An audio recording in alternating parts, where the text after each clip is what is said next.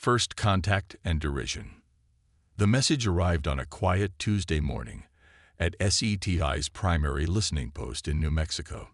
Dr. Sarah Chen stared at her monitor, heart racing, as she verified the signal for the fourth time.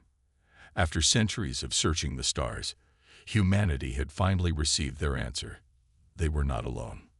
Within hours, the world's leaders gathered in an emergency session at the UN.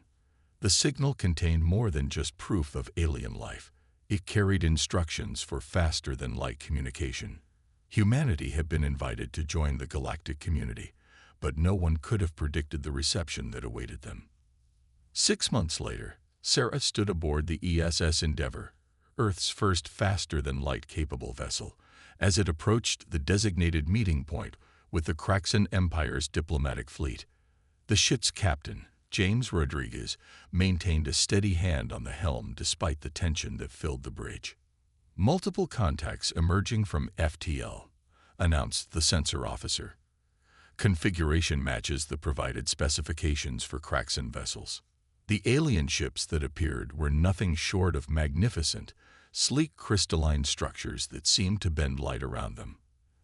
The Endeavour's crew watched in awe as the massive vessels took up formation around their comparatively tiny ship. The first transmission from the Kraxan arrived moments later. "Greetings, primitive vessel. This is High Commander Vexthor of the Kraxan Empire. Your presence has been acknowledged. Prepare for inspection." Captain Rodriguez exchanged glances with Sarah before responding. "High Commander, we come in peace as representatives of Earth. We're honored to." "Save your formalities," interrupted Vexthor. "Your species' achievement of basic faster-than-light travel, while quaint, hardly warrants ceremony. We shall determine if you pose any threat to galactic stability." Sarah felt her cheeks burn at the dismissive tone, but she held her tongue.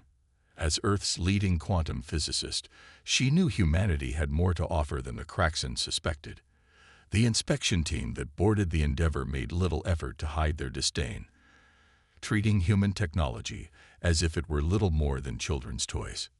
"Remarkable," commented one Kraxan inspector, his crystalline form shifting in what Sarah interpreted as amusement.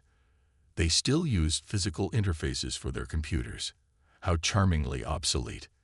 The inspection lasted 3 hours, during which the Kraxan documented every aspect of human technology, with barely concealed contempt. As they prepared to depart, High Commander Vexthor delivered their assessment via hologram. "Your species will be granted limited access to approved trade routes and colonies. You will be restricted to designated sectors and must submit to regular inspections. This is for your own protection, of course. The galaxy can be overwhelming for primitive species." After the Kraxan fleet departed, Captain Rodriguez turned to Sarah. "Doctor, please tell me that project you've been working on back home is progressing well. I don't think I can stomach many more of these diplomatic encounters." Sarah allowed herself a small smile. "Actually, Captain, we had a breakthrough just before I left Earth. The quantum phasing experiments. They're working. We're closer than anyone suspects to something that will change everything." As the Endeavour began its journey home, Sarah's mind raced with possibilities. The Kraxan Empire had dismissed humanity as primitive, but they had no idea what humans were capable of when pushed into a corner. In her secure lab back on Earth, a technology was taking shape that would force the galaxy to reevaluate their assumptions about humanity. The Kraxans' dismissal of human potential would prove to be their greatest mistake. Continued in subsequent parts. The Silent Project. Deep beneath the Rocky Mountains, in a facility that officially didn't exist, Sarah Chen stood before a semicircle of Earth's most influential leaders. The quantum phasing chamber behind her hummed with potential as she prepared to demonstrate humanity's response to the Kraxan Empire's condescension. "Ladies and gentlemen," she began, "what you're about to see is the culmination of Project Phoenix. While the Kraxan Empire believes we're struggling with basic FTL travel, we've been developing something far more revolutionary." The chamber activated, its walls shimmering with an otherworldly energy. A test probe disappeared from its platform and instantly reappeared across the room. No movement, No transition. Simply there, and then here. The assembled leaders gasped. Quantum phasing, Sarah explained. True teleportation through quantum space. No FTL drive, no conventional movement at all. Just instant transition from one point to another, regardless of distance. Admiral Helena Santos, head of Earth's Defense Force, leaned forward. Dr. Chen, are you telling us we can teleport entire ships? Better, Sarah replied. We can teleport fleets. The quantum field can encompass multiple vessels simultaneously. While the Kraxan waste resources patrolling their precious trade routes will be able to move anywhere in the galaxy instantly. The implications weren't lost on anyone in the room. For 6 months, humanity had endured the Kraxan Empire's guidance, restricted trade routes, limited colonial expansion, and constant surveillance of Earth's technology development. Each inspection brought new humiliations as the crystalline beings made no effort to hide their contempt for human achievement. President Marcus Chen, no relation to Sarah, stood up. How long until we can implement this on a military scale? 3 months for the first wave of ships, Sarah answered. We've already modified the ESS Prometheus as our prototype. Captain Rodriguez has been secretly training a crew in quantum phasing operations. The mention of Rodriguez brought a slight smile to several faces. The captain had become something of a folk hero after standing up to a particularly condescending Kraxan inspector who had attempted to confiscate dangerous human AI technology, which had actually been a relatively simple chess program. But the levity was short-lived. New reports arrived daily of Kraxan overreach. The latest incident involved their ships escorting human colonies away from restricted systems that had been previously approved for human settlement. The Kraxan are pushing harder, Admiral Santos observed. Their last diplomatic communication suggested they're considering establishing a permanent advisory presence in Earth orbit. For our protection, of course. They're scared, Sarah said. Not of what we are, but of what we might become. Their entire empire is built on technological superiority. The thought of a primitive species advancing too quickly terrifies them. The next few weeks saw Project Phoenix accelerate beyond even Sarah's optimistic predictions. Human ingenuity, driven by the desire to prove their worth, accomplished in days what might normally have taken months. The quantum phasing technology was refined, miniaturized, and hardened against potential countermeasures. The ESS Prometheus, hidden in a secret dock beneath the lunar surface, became humanity's proof of concept. Captain Rodriguez and his hand-picked crew ran countless simulations, perfecting the art of quantum combat maneuvers that would have made traditional tacticians dizzy. Sarah worked alongside them, fine-tuning the quantum field generators and discovering new applications for the technology.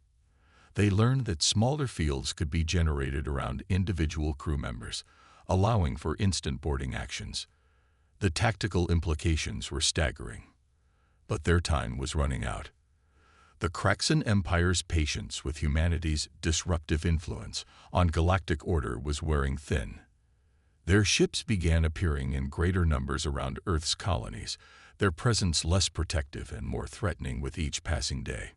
The breaking point came when a Kraxan patrol destroyed an unauthorized human mining operation in the Kuiper Belt, an operation that had been there since before first contact.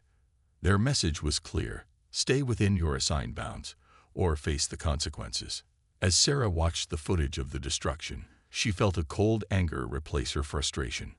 The Kraxan had dismissed humanity as primitive, treating them like children playing with dangerous toys. Soon they would learn that humanity's greatest strength wasn't their technology. It was their determination to prove everyone wrong.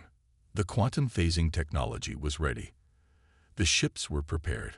All that remained was for humanity to decide when to show the galaxy exactly what this primitive species could do. Breaking point. The Kraxan ultimatum arrived on a Wednesday. High Commander Vexthor's crystalline form towered over the holographic projector in the UN Security Council chamber, his voice resonating with artificial patience. Humanity has demonstrated an unfortunate inability to accept guidance, he declared.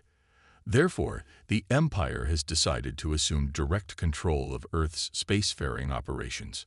All human vessels will submit to Kraxan command crews. All colonial operations will be supervised by Imperial overseers. This is not a request. President Chen's response was diplomatic but firm. High Commander, while we appreciate the Empire's concern, Earth must decline.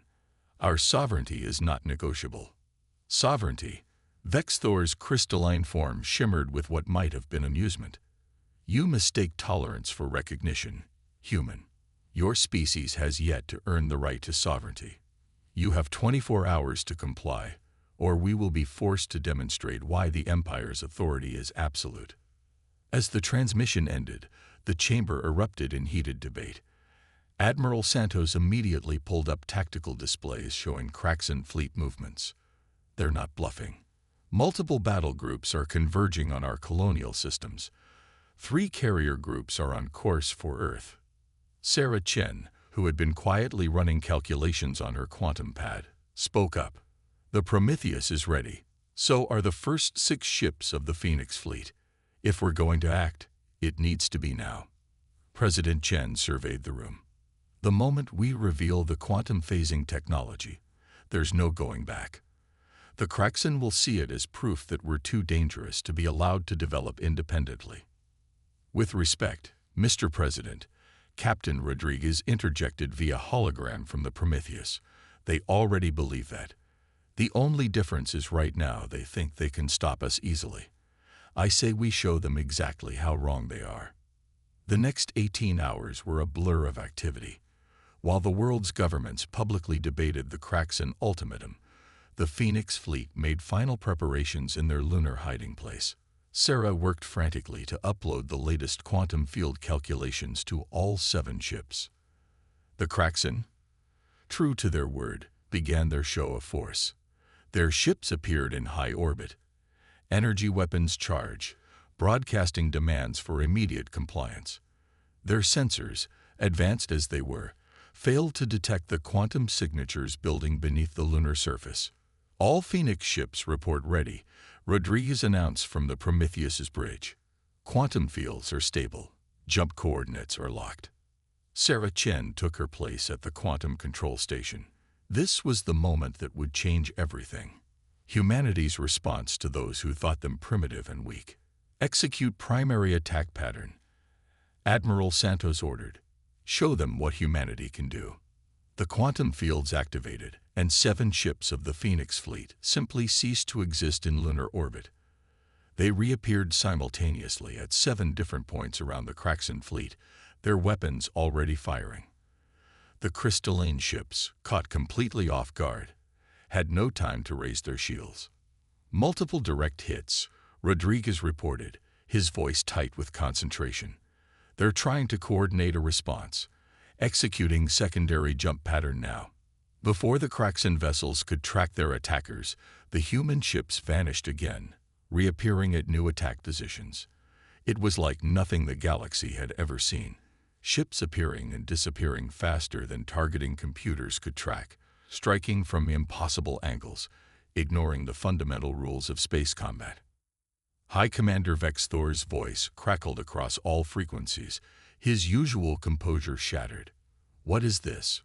What have you primitive savages done? We've done what humanity always does, Sarah replied, allowing herself a small smile. We've evolved. The battle for Earth had begun, and the galaxy would never be the same. The Phoenix rises. The next 30 minutes rewrote the rules of space warfare. The Phoenix fleet's quantum phasing technology made conventional tactics obsolete. Kraxan ships, despite their superior firepower and defenses, couldn't hit what they couldn't predict. Captain Rodriguez orchestrated the battle like a conductor leading a symphony of chaos. The Prometheus would appear port side of a Kraxan cruiser, fire a devastating broadside, then vanish before return fire could be targeted. Seconds later, the entire fleet would materialize in a perfect sphere around an enemy battle group, unleash a coordinated barrage, and disappear again. From her station aboard the Prometheus, Sarah monitored the quantum fields with growing confidence. The Kraxan shields can't adapt to our attack patterns. Their defensive systems are designed to stop things from moving through space. We're bypassing space altogether. Multiple Kraxan ships are powering down weapons, reported the tactical officer. They're requesting communication.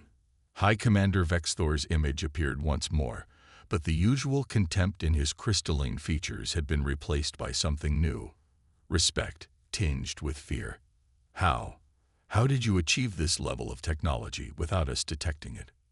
You saw what you expected to see, Rodriguez answered. Primitive humans, playing with basic technology, needing your guidance and control. You never wondered what we might achieve if we put our minds to it. You realize this changes everything, Vexthor said. The Empire cannot allow such power to remain unchecked. With respect, High Commander, President Chen cut in, his hologram appearing alongside Vexthor's. You no longer have a choice, but neither do we intend to abuse this advantage. Humanity doesn't seek dominion, we seek equality. The next few hours saw frantic diplomatic exchanges at the highest levels. The Kraxan Empire, faced with the first serious challenge to their technological supremacy in centuries, was forced to reevaluate their entire approach to primitive species. Sarah watched from the Prometheus as the Kraxan fleet withdrew to a respectful distance. Her quantum phasing technology had done more than win a battle. It had fundamentally shifted the balance of power in the galaxy. But as she studied the readings from the quantum field generators, she realized this was just the beginning. Dr. Chen, one of her assistants, called out, "You need to see this. The quantum fields, they're showing patterns we haven't seen before. I think the technology is evolving." Sarah examined the data and felt a familiar thrill of discovery. The quantum phasing technology wasn't just a means of transportation. It was opening up new understandings of space, time, and reality itself. Humanity hadn't just caught up to the Kraxan Empire. They'd stumbled upon something that would take them far beyond. As the diplomatic talks continued, Earth's scientific community began to realize the full implications of their breakthrough. Quantum phasing was more than a weapon or a transportation system. It was a key to understanding the fundamental nature of the universe. We need to approach this carefully, Sarah advised the emergency session of Earth's Scientific Council. What we've discovered here could reshape civilization itself. Not just human civilization, all civilization. The Kraxan Empire, to their credit, recognized the shifting winds. Within days, their diplomatic corps had drafted a new proposal, not an ultimatum, but an offer of genuine partnership. They had finally learned what humanity had known all along. True strength lies not in domination, but in the ability to adapt and grow. A new dawn.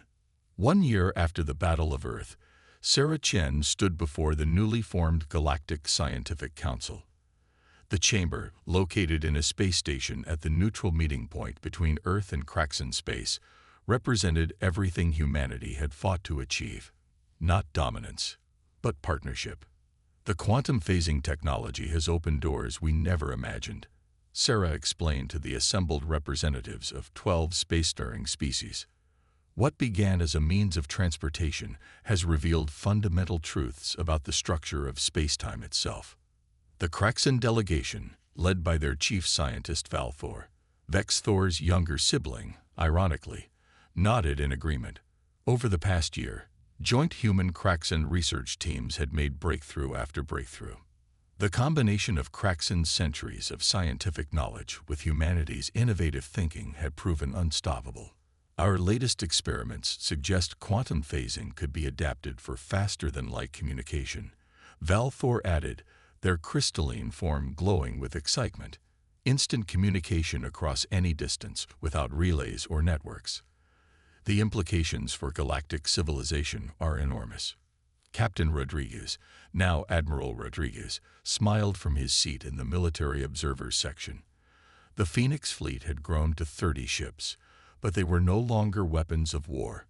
Instead, they served as rapid response vessels, providing emergency aid and scientific support throughout known space. We were wrong about humanity, Vexthor admitted during a private moment after the session. We saw your rapid advancement as a threat because we had forgotten our own past. The Kraxan Empire became so focused on maintaining our position that we stopped pushing boundaries. Sarah understood. The past year had taught both species valuable lessons.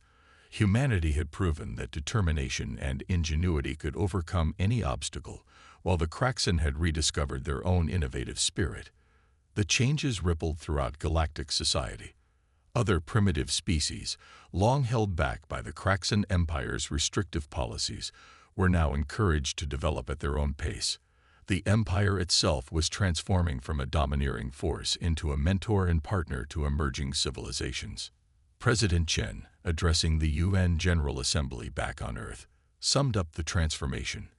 We didn't just prove humanity's worth to the galaxy.